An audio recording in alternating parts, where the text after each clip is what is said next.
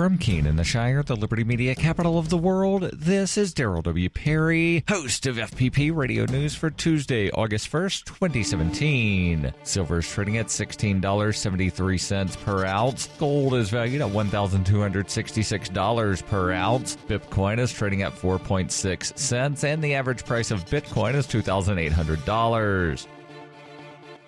Antiwar.com reports moving to get more overtly involved in the country where most of their efforts in recent years have been covert. The U.S. on Monday announced a new round of sanctions against Venezuela's President Nicolas Maduro, which they say was meant to express disapproval over the weekend's election. In an attempt to consolidate full control over the government by the United Socialist Party, Maduro organized the election to establish a National Constituent Assembly, which would have the power to overrule the existing parliament and which is being stacked with Maduro allies.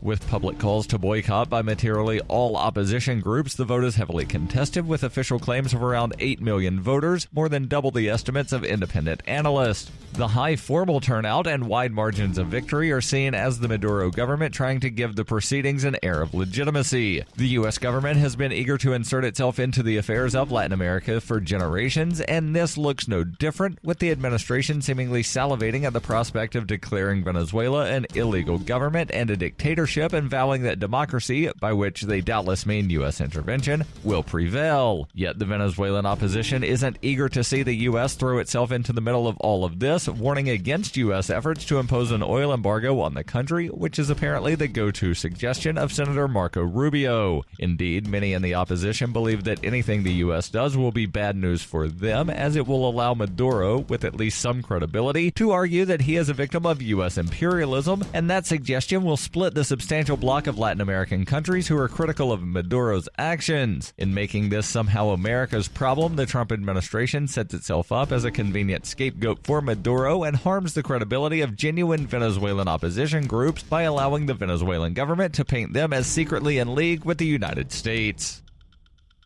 For nearly 40 years, Roberts & Roberts Brokerage has been a trusted source for buying and selling precious metals like gold and silver. They also take Bitcoin for precious metal purchases and have permanently removed the minimum purchase amount for all orders paid in the digital currency. Call Roberts & Roberts today for knowledgeable advice on buying and selling precious metals and a forward-thinking approach to new technologies. 800-874-9760 or visit online at rrbi.co.